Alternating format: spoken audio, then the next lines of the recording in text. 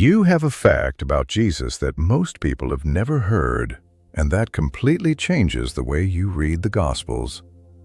Of the approximately 40 parables recorded in the Gospels, more than half deal with money, debt, wealth, or possessions.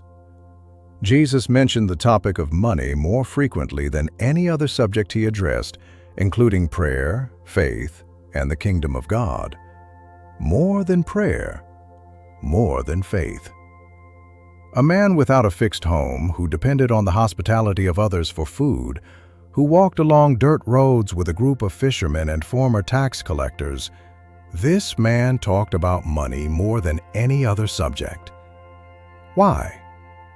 In this video, you'll discover what archaeology and history reveal about the economy of Galilee in the 1st century, how much a loaf of bread cost, how much a worker earned, how the Roman tax system worked, and why money was the most urgent and spiritual topic Jesus could address to the people who listened to him. Stay until the end, because what we're going to reveal in the second half of this video will change the way you read some of the most famous passages in the entire New Testament. Let's start with the standard. Scholars who have mapped the themes of Jesus' teachings consistently arrive at the same conclusion. Money and material possessions appear more frequently than any other single theme. Of the approximately 40 parables recorded in the Gospels, more than half involve money, debt, wealth, or possessions, a pattern that virtually all serious biblical commentators acknowledge. And when you understand the economic context in which Jesus lived and preached, this frequency ceases to be surprising. It becomes inevitable. 1st century Galilee was not a place of peace and rural prosperity. It was an economically pressured region, with families losing land, indebted workers, and a tax system that drained a huge portion of what anyone could produce. Talking about money wasn't about avoiding spirituality. It was about speaking of spirituality in a language everyone understood. Because everyone lived under the weight of this problem every day. But to understand what Jesus was saying, we first need to understand the economic system in which people lived. And that system was much more burdensome than most people imagine.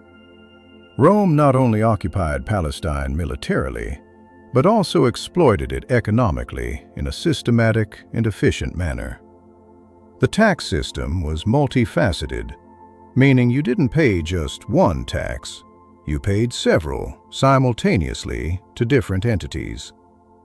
There was the direct imperial tax, levied by Rome on every person and every property. There was the land tax, which amounted to about 12.5% of annual agricultural production. There were tolls on roads and borders between regions, charged every time a merchant or worker crossed from one area to another. And there was the temple tax, a mandatory religious tribute of half a shekel per year for every adult Jewish male.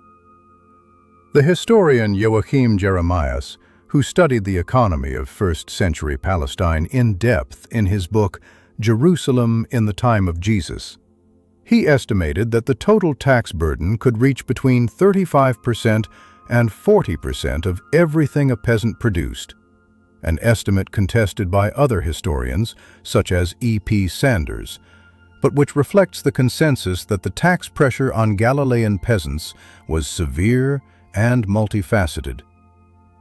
Think about that for a moment. A farmer who grows wheat in Galilee, after paying all the taxes, imperial, regional, religious, and the tolls for selling what he produced, he was left with little more than half of what he had harvested. In a bad year for rainfall, this could mean the difference between eating and not eating. Archaeological excavations in Galilean villages from this period confirm this picture. Sites such as Khirbet Kana and other rural locations show a consistent pattern of simple dwellings, few luxury items, and evidence of a narrow-margin subsistence economy. It was in this environment that Jesus grew up. It was to these people that he spoke. The basic currency of daily life in Palestine in the first century was the Roman denarius. And the value of a denarius is something we know precisely, not by estimation, but from direct sources.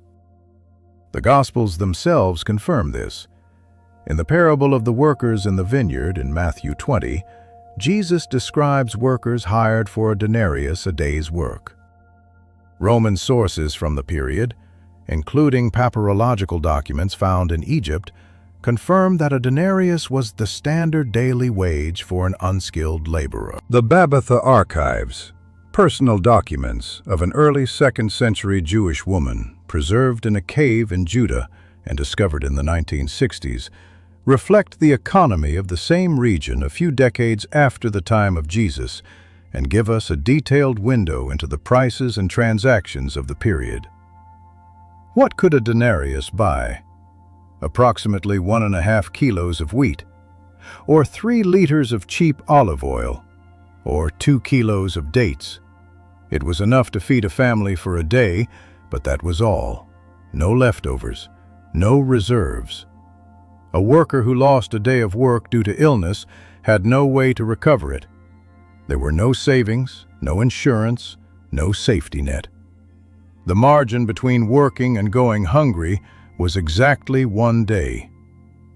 When Jesus speaks in Matthew 6, "Don't be anxious about what you're going to eat or drink," he's not making an abstract philosophical observation about spiritual detachment. He's speaking directly to people who had concrete and urgent reasons to be anxious about exactly that. And that's where a character who appears repeatedly in the Gospels comes in, and whom most people misunderstand. But what the researchers found next changed everything. And that's what we're going to see now.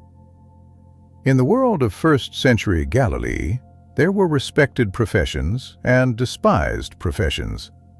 And at the bottom of the social scale, along with prostitutes and lepers, were the tax collectors. To understand why, we need to understand how the system worked. Rome did not collect its own taxes directly. It auctioned off the right to collect them to local intermediaries, the so-called publicans.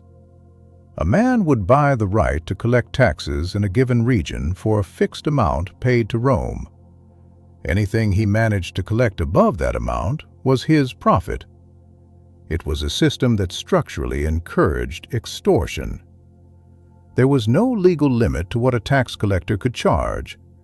There was no effective enforcement, and if you didn't pay, the collector could call in Roman soldiers to ensure payment.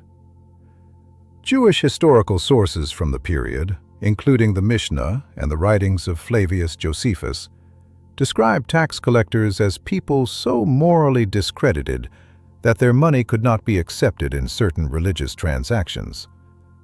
Testifying in a Jewish court as a tax collector was forbidden because it was presumed that a man capable of extorting his neighbors would be capable of lying under oath. Matthew, or Levi as he is also called, was a tax collector in Capernaum when Jesus called him to be a disciple. Zacchaeus was the chief tax collector in Jericho, probably one of the richest and most hated men in the city. And Jesus went to have dinner at Zacchaeus' house. He had lunch with Matthew. He chose a tax collector to be among his closest disciples. In a context where eating with someone was a public declaration of acceptance, and where tax collectors were seen as traitors and extortionists, each of these meals was an act that those around immediately understood as provocative. If you're new to the channel and want to continue discovering what history and archaeology reveal about the real life of Jesus, subscribe here now. This channel delves deep into content that most people have never seen, and what follows is one of the most revealing parts of this video. Let's now turn to one of Jesus's best-known parables and the economic detail that most people never noticed. In Matthew chapter 25, Jesus tells the story of a man who goes on a journey and leaves money with 3 servants, 5 talents for one, 2 for another, and 1 for the third. When he returns, he demands a return from each of them. Parables are often used to talk about using the gifts God has given us, and that is a legitimate meaning. But when you understand what a talent was worth to the person listening, the story takes on a completely different dimension. 1 talent was equivalent to 6,000 denarii. As we have seen, a denarius was a day's wage. This means that 1 talent was equivalent to approximately 16.5 years' wages for a worker, if he worked every day of the year without rest. 5 talents, what the first servant received, was more money than most people who listened to Jesus would ever see gathered in one place in their entire lives. What Jesus was doing with these numbers was no accident. He was using a scale of wealth so far removed from the everyday reality of his audience that the absurdity was part of the point. The parable wasn't about responsible financial management. It was about something of proportions completely beyond human reach, and what one does with it. The contrast with the episode we are about to see is so dramatic that it seems intentional.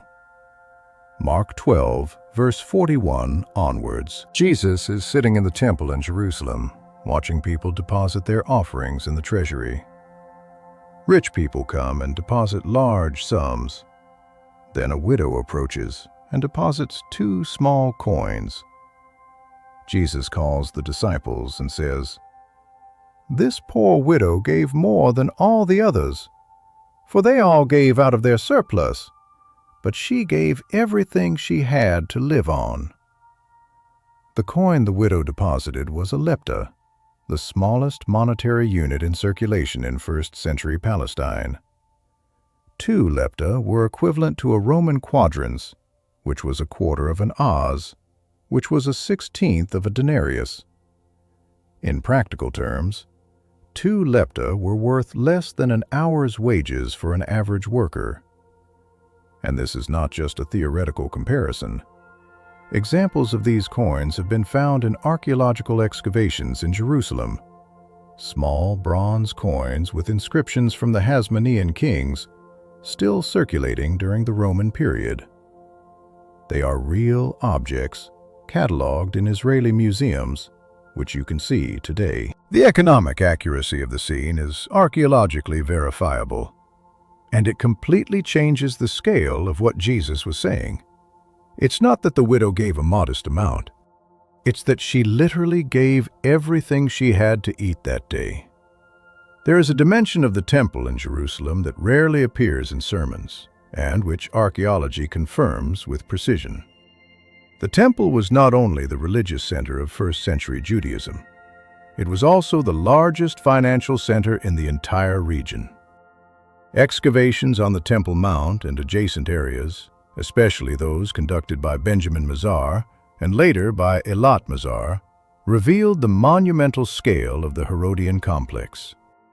Herod the Great expanded the temple into one of the largest structures of the ancient world, creating a platform of about 14 hectares, larger than any other religious sanctuary in the Mediterranean world at that time. But beyond the architecture, historical sources, including Flavius Josephus and the Talmud, describe the temple as a repository of private fortunes.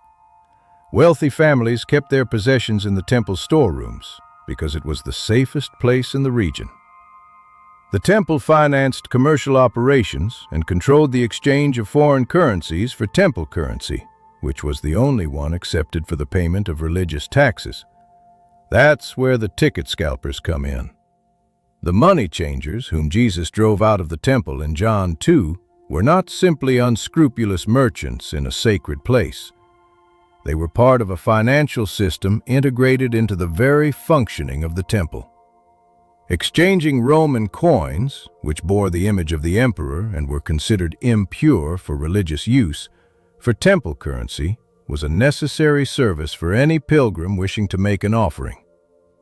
The expulsion of the money changers was not merely a gesture of religious purity. It was a direct attack on the economic structure that sustained the power of the religious establishment in Jerusalem.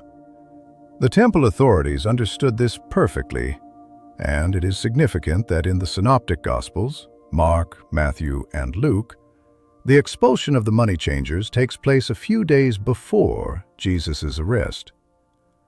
We now come to a detail that, when you understand it, changes the way you listen to one of the most recited prayers in the Christian world.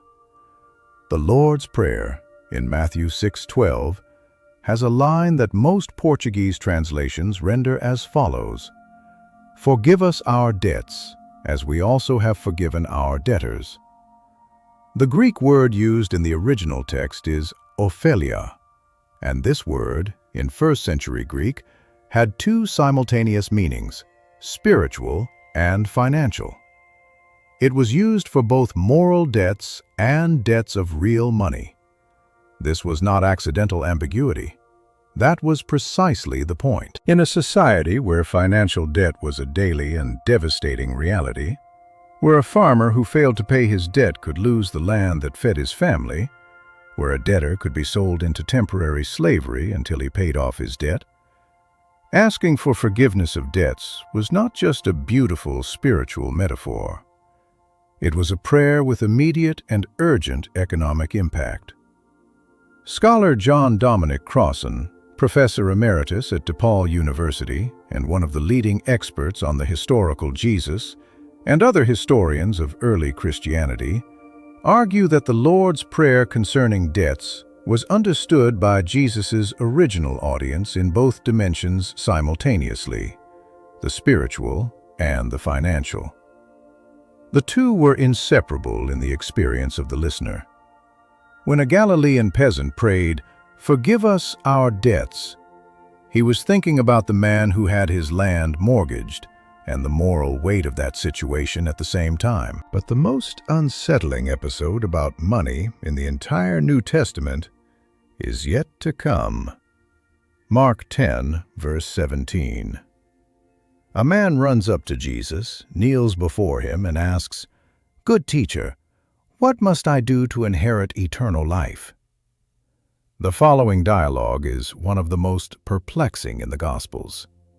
Jesus lists the commandments. The man replies that he has kept them since childhood.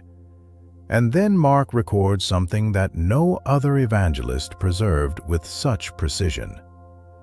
Jesus looked at him with love, and he said, "Sell everything you have and give to the poor, and follow me."